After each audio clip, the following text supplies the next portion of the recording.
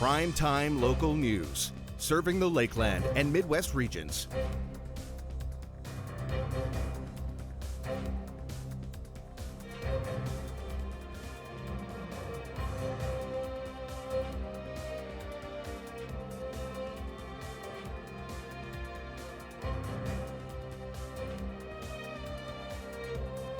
With Alberta's provincial election now less than a week away, we want to highlight the local candidates running in the Vermilion-Lloydminster Wainwright riding. We start with the Green Party candidate. We're continuing our conversation with the candidates running to be the next MLA for Vermilion-Lloydminster Wainwright in the Alberta provincial election. I'm here today with Tiggerly Campbell, representing the Green Party of Alberta. Tigger, thanks for taking some time to talk with us today. Thanks for having me today. Yeah, it's great to be talking with you. Something that I've kind of been asking all the candidates, because some are a little more familiar than others. I know you've done a lot of stuff, especially here in Lloydminster, but I'll give you a chance to tell people a little bit more about yourself. Yeah, for sure. So my name's Tiggerly Campbell. I've been here in Lloyd since 2015. I moved here from Edmonton, and actually when I moved from Edmonton, I was unhoused there and in the midst of my addiction. So I came here and I got clean and sober. I'm in my 7th year of sobriety. And thank you. I'm a mom of 3. And I'm also co-founder of a nonprofit, Lloydminster and Vermilion for Equity Foundation. And so now you're running to be the next MLA in this area. I'll give you an opportunity to talk a little bit about why you decided to make that jump and run for public office. For sure. So I decided to run because there's a large demographic of people here that kind of get swept under the rug and forgotten about. So I feel like I would be a good representative of them and just make sure that everyone in the riding has a voice and is accounted for, especially when we're starting to create change in policies. I just want to make sure that everyone has a voice and is represented.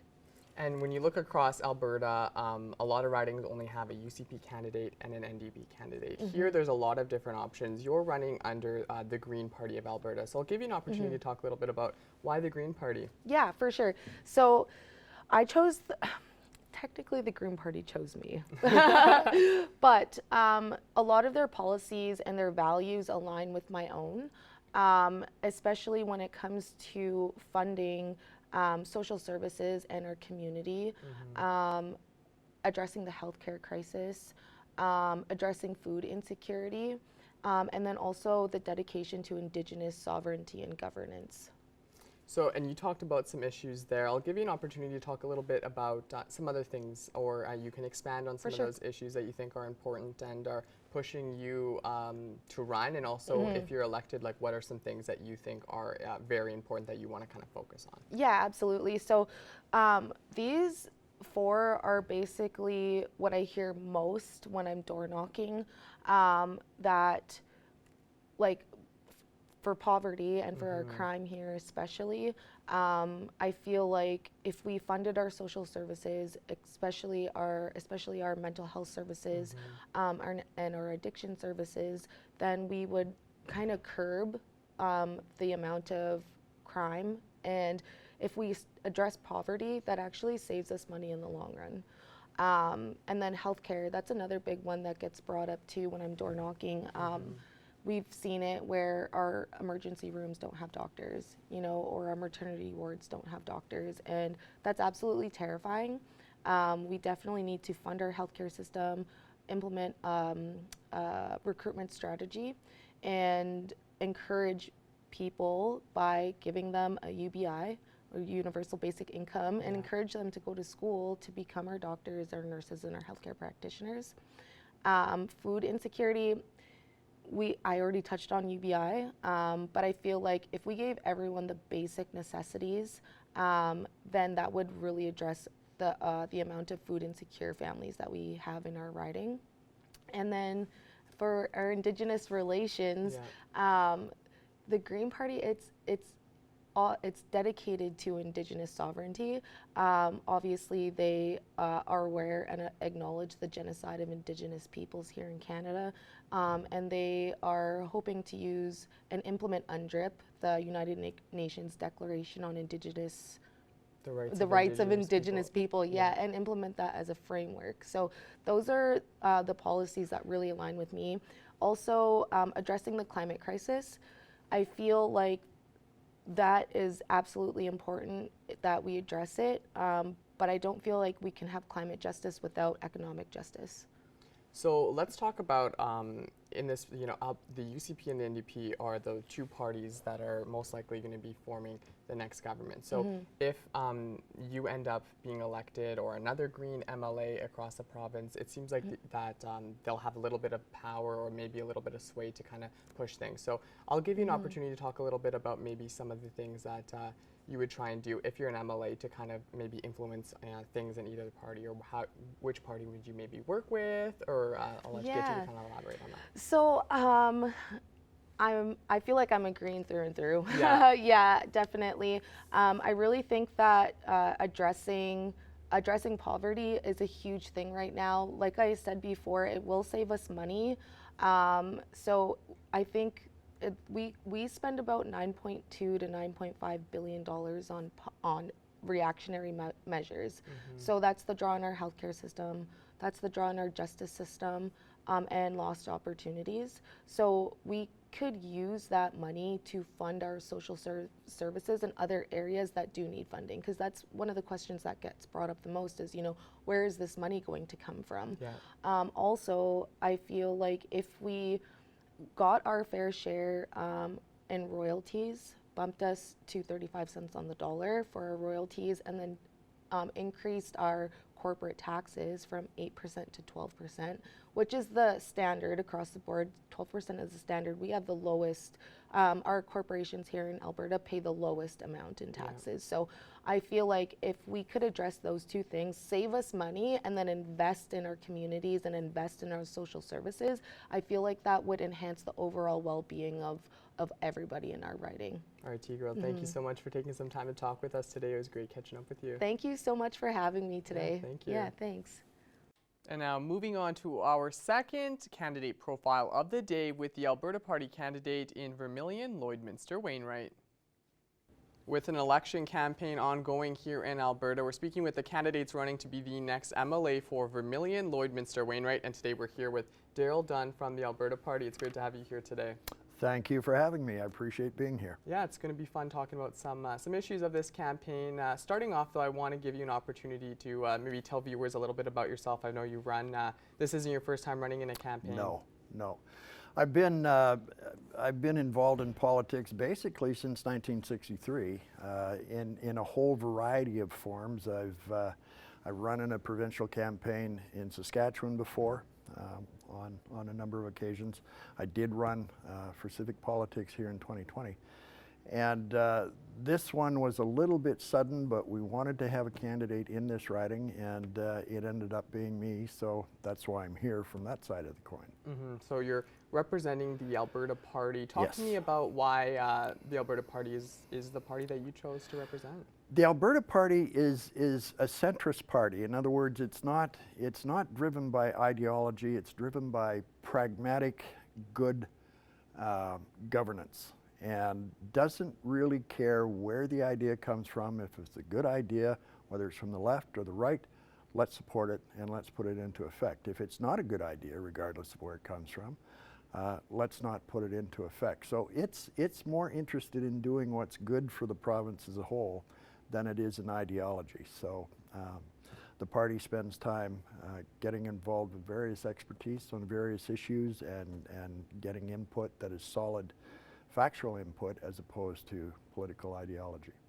So if you were to be elected, what are some things that you're going to be maybe championing for this region or just in general? What are some of those policies that you think are very important? Specifically, we of course have Lloydminster. It's the largest city in the riding. It has some unique challenges because it straddles the border. Yeah. So you set the health, education, affordability, those issues, set them aside for a second. You have to deal with two governments. And having been actively involved in both Saskatchewan and Alberta, I've got a real comfort level working both sides of that border. And we have to do a lot of work there because there is a tendency in both Regina and Edmonton to say, well, let the other guys deal with that issue. Yeah, and then Lloydminster is stuck there. And in the middle. Lloydminster is stuck. So dealing with that issue is very important. Wainwright has a similar kind of, I'll call it an orphan situation because of the Canadian Forces bases there. There's a bit of an attitude, well, that's okay, let's let the federal government deal with some of the issues that happen there.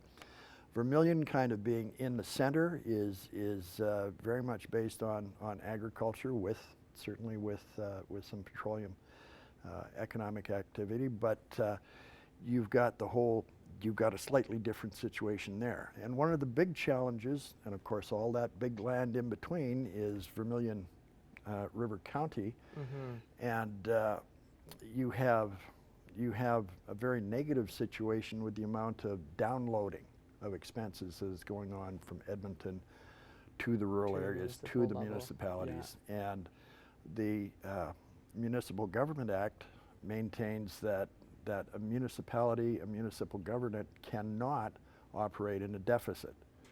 So their ability to move is capped, and when cuts are being made to the funding that goes to the municipalities, it puts them in a very tough situation. At the end of the day, that goes directly to the taxpayer. And then they're forced to raise taxes. They're forced to raise but of course, and then it's well, that's just the way it is. Well, it's not the way it is, especially when you consider how much GDP plus overall taxes go out of the riding to Edmonton. We need to see some of that back. So let me ask you this. I think there may be a lot of people that are looking at the two major parties that are running in this election and not sure exactly, maybe like some things about each of them, don't like some of the divisiveness, maybe looking at the Alberta Party as this centrist option. But the question is, the party isn't running in every riding in the province. You know, I don't think the push is to form government. So what's your pitch to voters who are sitting there saying, we like some of the ideas, but we're not sure, we maybe want someone that has a seat at the table in a sense? Yeah, I spoke to a couple of folks 2 days ago who did not realize that if you are running as a member of one of the big parties, then you have to vote according to what one person says. That's the leader. Now, there's nothing in our provincial constitution nor our federal constitution that insists that an MLA vote for what the leader wants. The system was designed so that MLAs would represent and vote in the best interests of their riding.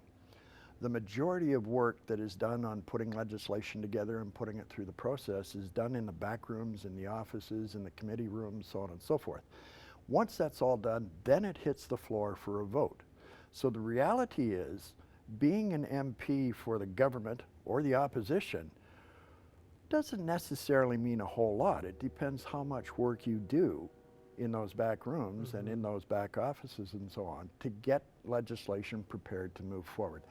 That's where the fights go. That's where you do a lot of your work. The other side of the equation for an MLA, as far as I'm concerned, is being in touch with the riding. In order to move people's interests forward, you have to know what those interests are. You have to be prepared to talk to them. You have to be prepared to go for coffee, be part of the seniors group, sit in on city council meetings, talk with your RMs and your councillors. So there's that whole spectrum of things. There's two sides to the equation. And it depends, the party colors are one thing, but that's not where the work gets done. Well, Daryl, thank you so much for taking some time to talk with us. I know we could talk probably for an hour, as you have done before, about some of the issues, but it was great to get an introduction to you and a little bit about what your party stands for as well. Perfect. Thank you for the invitation. I appreciate it. Yeah, thanks for coming in. Okay. And we will continue our candidate profiles later in the week. Over 2,000 Canadian Armed Forces members, along with allies, have been taking part in a large training exercise in Wainwright.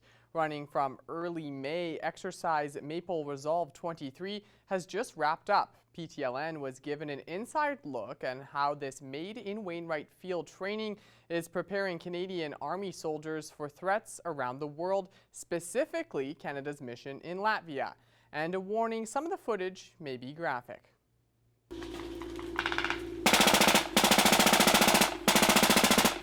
These soldiers are taking part in the Canadian Army's largest and most complex training exercise of 2023. Maple Resolve 23 is being conducted in an immersive environment. A complex scenario has been created in which the Canadian Armed Forces are called to fight alongside NATO allies. This comprehensive and complex training exercise was designed and developed here at the Canadian Maneuver Training Centre in Wainwright, with the goal of ensuring personnel are ready to deliver on the commitments of Canada's Army. Personnel have taken part in an urban fight as well as a defensive operation similar to those ongoing in the Donbass region right now. Here they are tested to the point of failure, but in a good way, to get those lessons observed, but more importantly, lessons learned in full-scale, large-scale combat operations. Most of the soldiers participating in this exercise are part of the 5th Canadian Mechanized Brigade Group based in Valcartier, Quebec. Hundreds of soldiers from the US and UK are assisting with the exercise, and private contractors are also adding to the realism. That human dimension in the battle space, the civilians, the displaced persons, the refugees, also our casualties, we call it moulage, but they'll make a person look like they've just been in a fire or an accident or even blown up or shot. And so our medical personnel can treat them with a lot of realism. So once a patient has decided that they need OR intervention, they will actually come through here on our rickshaw and come all the way through here. This is the first Canadian field hospital. It's the first time in about a decade that it's been set up in Wainwright as part of this exercise. Myself and my command team daily go down to the brigade in order to get updates on what's happening in the brigade. And they can estimate expected casualties, both killed in action and wounded in action, and we typically play the scenario play out like that so that it's actually matching what's happening out in the battle space. It's important to prepare for mass casualty evacuations, as major combat operations in Ukraine have a higher number of casualties compared to during Canada's time in Afghanistan. This exercise will give the forces the tools they need for their mission in Latvia. We have designed our, enemy force to be very similar to the enemy that we would see east of our forward presence, our enhanced forward presence in Latvia. And so that scenario is very specific to what we've engaged with in Latvia. So we're training for that. And we want to thank the folks at CFB Wainwright that allowed us to come out there and take part in everything that was going on. It was a very cool experience. And now it's time for us, though, to check in with Shelby Clark, who will have a look at your weather.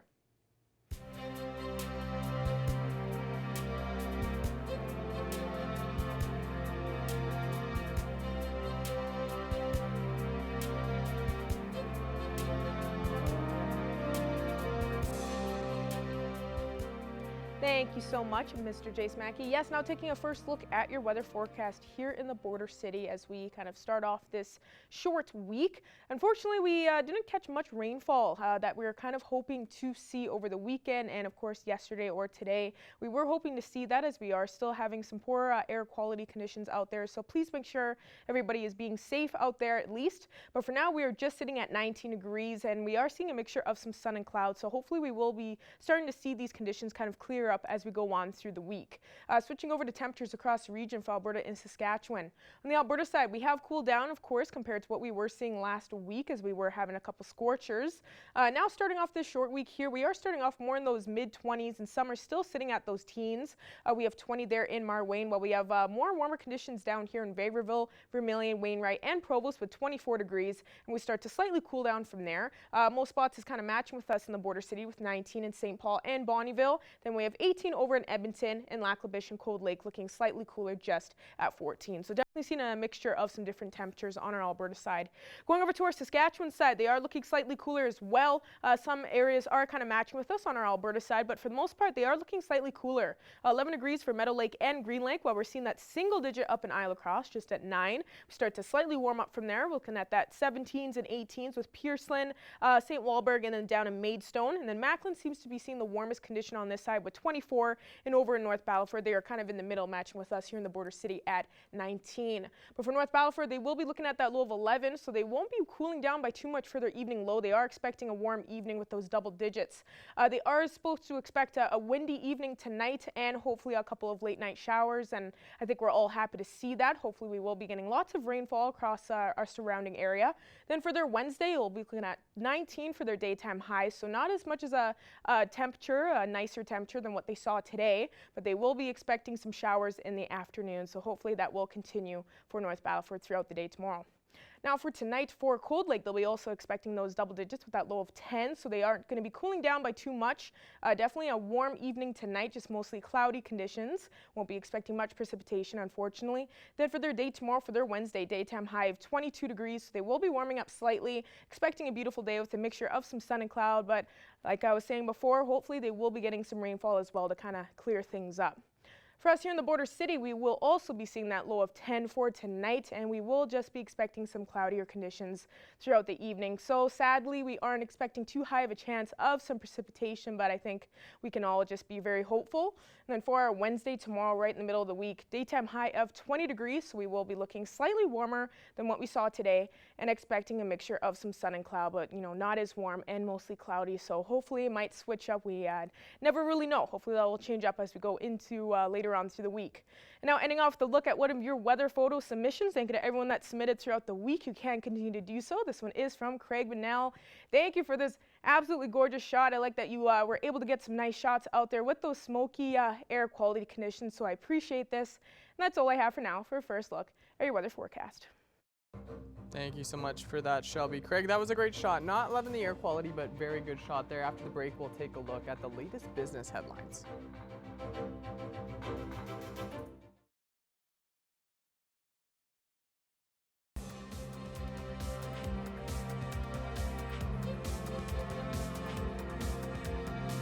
The St. Paul Chamber of Commerce is hosting its annual golf tournament this coming June. Here's Thomas Wildman with more on the event. Today we have Yvonne Weinmeier, the Executive Director of the St. Paul Chamber of Commerce, and she is here today to talk to us about their annual golf tournament. And so thank you so much for being with us today, Yvonne. Thank you so much for having me. And so Yvonne, how long have you guys been running the golf tournament? And could you also tell me a little bit about the theme for this year's tournament and a little bit about what the money for the tournament goes towards?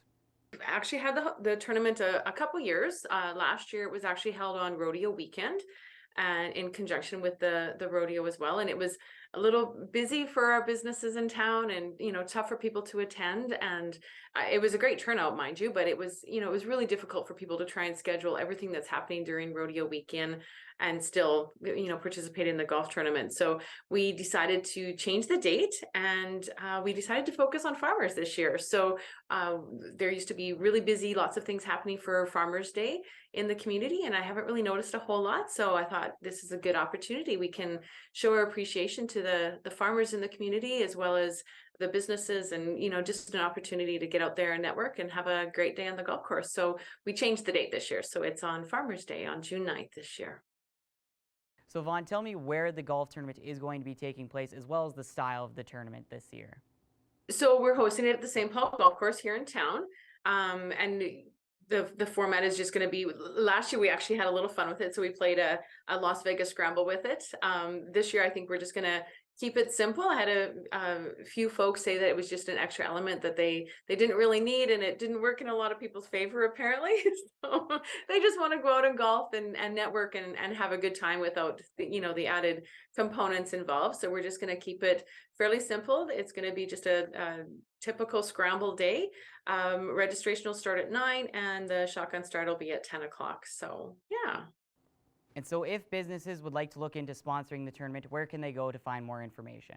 Absolutely. We're still looking for a few sponsors. So this event is also it's a fundraiser for the chamber as well. So we're a nonprofit organization. So we need to do different things to, put money in the bank to keep the doors open kind of thing. And, my goal has changed a little bit for the chamber focus. And that's, we really want to make sure that the businesses are our main focus. Yes, we're going to have some fun on the golf course, but it's a lot of it is to showcase the businesses and the agricultural community this year. So, we want as much support as what we can get from the businesses. An opportunity to get out there, network, market your business, mingle with other folks around the community, and just have a really good fun day. But yes, we still do have some openings available for some sponsorships. So if anybody would be interested in supporting the tournament, feel free to reach out to me for sure, that there's still a few spots available. And so Yvonne, how excited is the Chamber of Commerce for this tournament? First off is thank you to all the people that are supporting the tournament. So the businesses, the town, the county, everybody that's participated in making this happen. It's really appreciated, and we look forward to hopefully the weather provides where our agricultural producers can get a chance to get out on the course and mix and mingle with the businesses and the residents of the community and just have a really good day. So that's the goal. Yeah. So we'll have there's a supper involved. So with the golf tournament, you get the 18 holes of golf, the carts, you'll have a supper at the end of the day. We've got some silent auction, some live auction, and some door prizes that are going to be available for everybody as well. So yeah, we're hoping for a good day and everybody to get a chance to get out there and just network and mingle. Thank you so much for all the information, Yvonne. And if people would like to get any more additional details, they can go to the St. Paul Chamber of Commerce's website and find out more there. Perfect. Thank you so much. And yeah, it was great chatting with you. And now it's time for us to check in once again with Shelby Clark, who has an extended look at your evening weather forecast.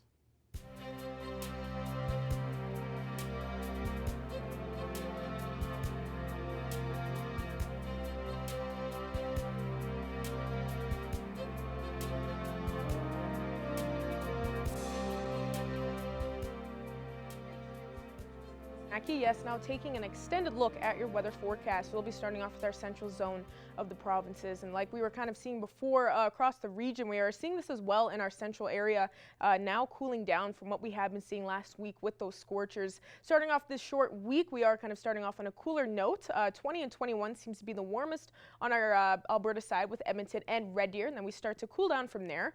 Looking at 18 up in Athabasca, while Whitecourt and Rocky Mountain House at 10 and 12, and then we're even seeing that single-digit over in Edson at 8 degrees, and Jasper is at 11. So we have cooled down quite a bit in most our areas on our Alberta side. Now as we switch over to our Saskatchewan side, they are looking slightly warmer in some of these areas compared to our Alberta side.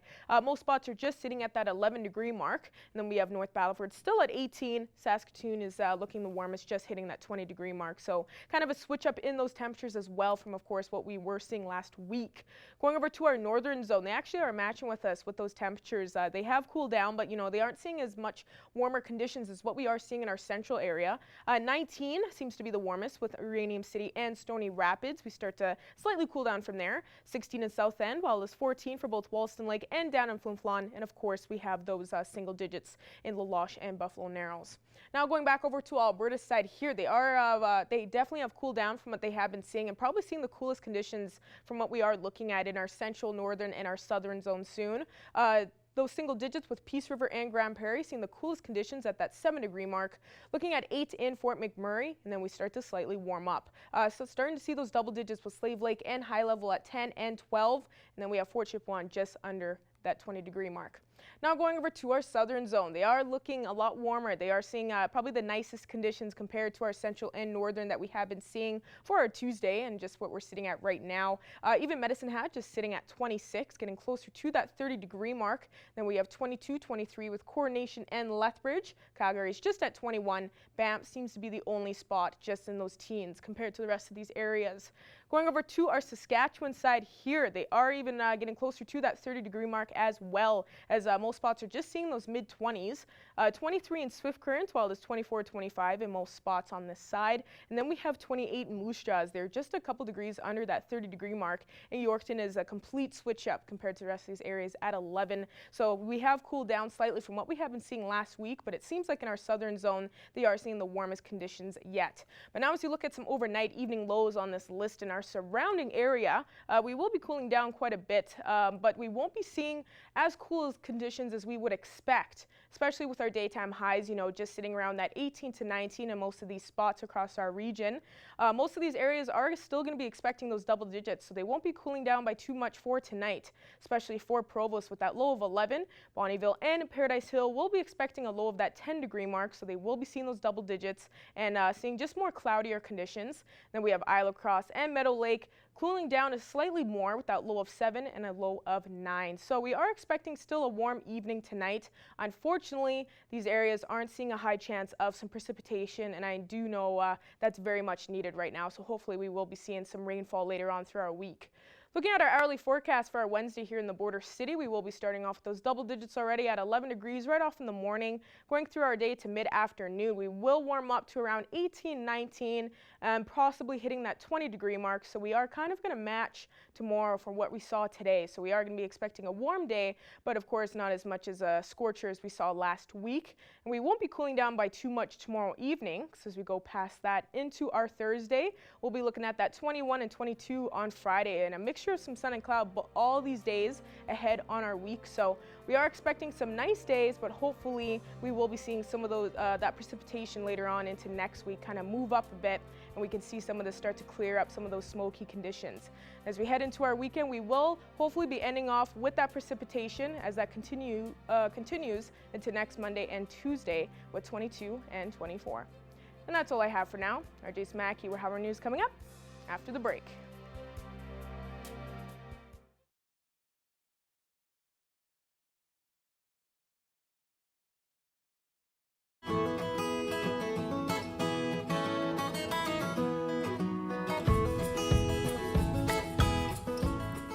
I'm a Border Paws animal shelter for another edition of Pet Project, and today we have a gorgeous Bengal cat named Jenga.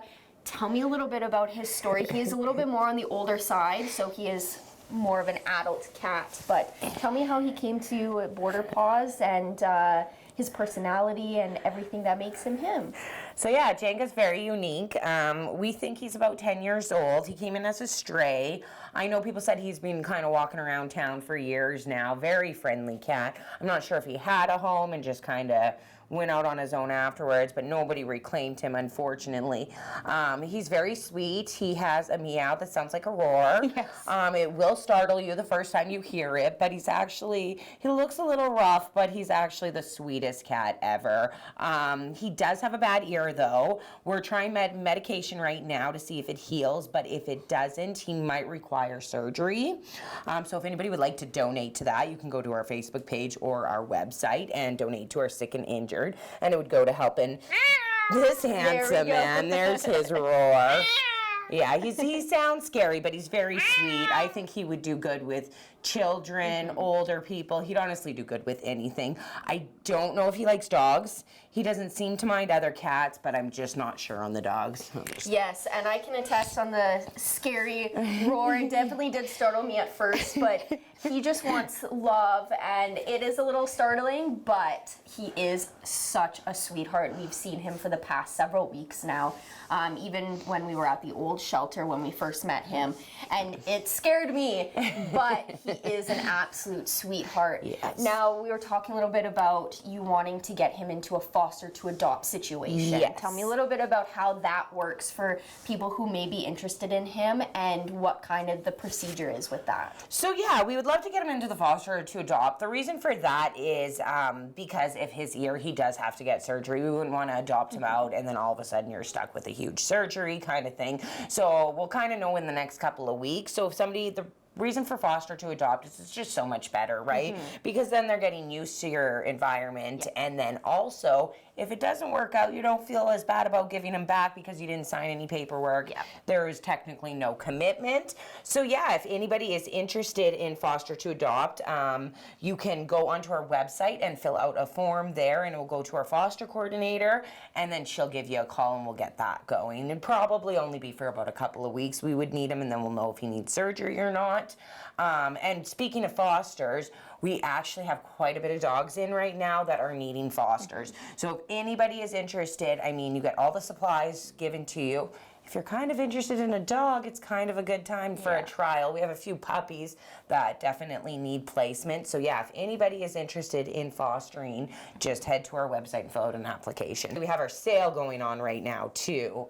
So that's 50% off all adult animals, so anything over 6 months. And how long is that sale going on for? So that goes till Saturday, but if somebody wanted to come foster to adopt this gentleman right now, I would honor, if they come before Saturday, I would honor it in a month or 2 months, whatever. Yeah, it would just for be his contingent price. on when they want to adopt him. Exactly, so. And I think he would honestly, he has been here for so long, and he is the sweetest. So as soon as you get used to his little roar that he has, and honestly, it is really cute.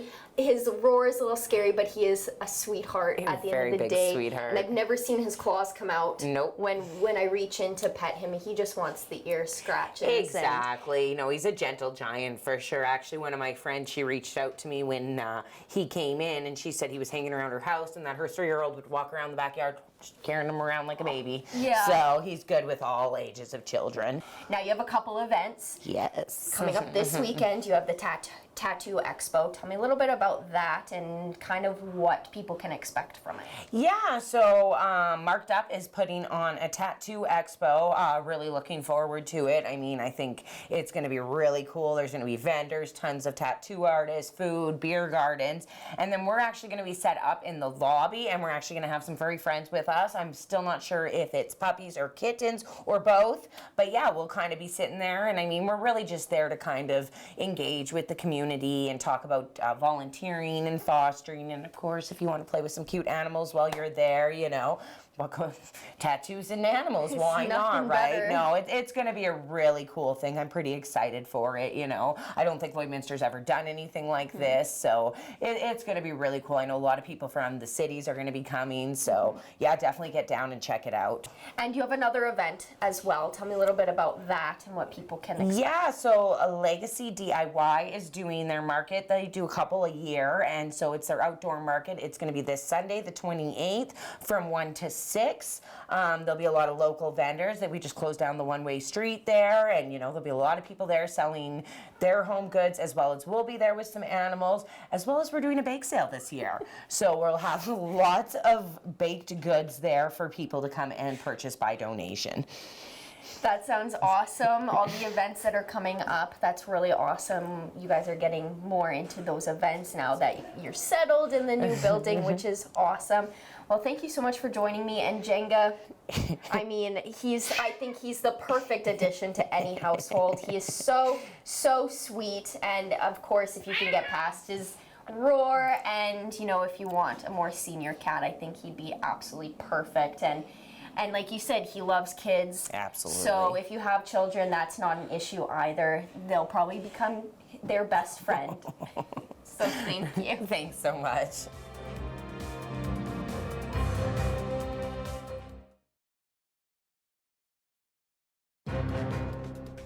Furniture set and design supplied by Furniture Gallery, downtown Lloydminster. Glenn Stang, the CEO of Synergy Credit Union, is joining me today. We have some exciting news to talk about. Glenn, thank you for joining me. Oh, thanks for having me, Stacey. I really appreciate you. Well, you guys have, you have a big event happening all throughout this year. You're celebrating 80 years, the 80th anniversary of Synergy Credit Union. Glenn, that's just an amazing feat. Can you tell me about some of the things that you guys are going to have planned throughout the year? Oh gosh, there's just so many things on the go, but this June, we're going to kick things off here right away with appreciation events in all of our communities. With that, we're going to have our profit shares redemption processes, and again, looking forward to something later on this fall. In addition, we've seconded a local artist to do a bit of a rebrand, an 80th anniversary type logo for us. We're going to be launching that soon. That's a pretty exciting project. In addition, we've been involved locally as well with just having local Indigenous artists painting masks as well, which will be on display outside of our building and around the community soon. So a number of things on the go for sure. Well, 80 years is quite a long time for any, business to thrive and survive. So what is it that keeps Synergy alive in the communities? It's our people. Right from the very first, when we first started years ago, and in a lot of local members will remember it starting in a single room in the co-op, in the basement, I actually believe, of the co-op. And then from there progressed into what was a first office in the corner of 49th and 50th. And then it moved across to where our big downtown building was along 50th, progressed there into our new building now on the corner of 50th and 44th. And so again, it's all about people. We were here when people needed us most. Most of our members will remember us starting out focused mostly on agriculture, because that was really what everybody, for the most part, was employed with back then, to what it has grown today, where we serve a large portion of the consumer marketplace in Lloydton area, the communities that we serve, residential mortgages, also agriculture, but we've really grown and adapted to the commercial market space as well. It occupies 30% of our book of business today. And I actually think it's around 5,400 members are entrepreneurs, home-based businesses of the 29,000 members that deal with us today. So we really serve that marketplace very, very well. So, and again, our people have always been there. They continue to adjust their skill sets, learn so they can serve members better. We're engaged in the communities we serve. I don't think there's an event in any community that occurs where Synergy isn't there, well represented by its people.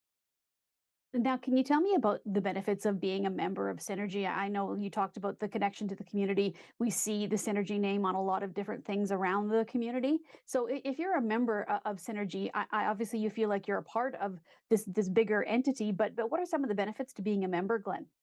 Yeah, well, we're a cooperative financial institution, and as such, we share our profits back to our membership. So every year, our board asks us to set aside 35% of our profits, and it gets distributed back to our members in the form of profit share, back to our teammates in the form of employee profit sharing, and lastly, into Synergy Shares, which is a fund that we allocate capital distributions in all of our communities to really support the social fabric of our growing, vibrant communities. And we really believe that circle where it starts with, communities raising good children become great leaders continue to build communities that continue. We really believe that wholeheartedly and get very actively engaged in that on a regular basis. So that's part of the cooperative philosophy. Well, Glenn, we congratulate Synergy on 80 years. And if anybody's looking to follow along for information and find out what's going to be happening in some of the communities, what is the best way to keep up to date with that information? Well, a couple of ways. First, visit our website on a regular basis. We post things there on a regular basis. And then follow us on social media. We're on Facebook, Twitter, LinkedIn. And recently, we're just starting to get into TikTok. So I know how some of our team is pretty happy about that. So. Excellent. Well, thank you again, Glenn, for joining me today. And we will be following you along as well as we go through the celebrations for 80 years here over the next few months. Yeah, thanks, Stacey. I'm pretty proud of my team. They do such great work. And that's our show on this Tuesday night. Thank you so much for starting your short week with us here on Primetime Local News. We'll have another candidate from the Lloydminster Vermilion Wainwright riding on the show tomorrow. Until then, have a great night, and we'll see you back here again tomorrow.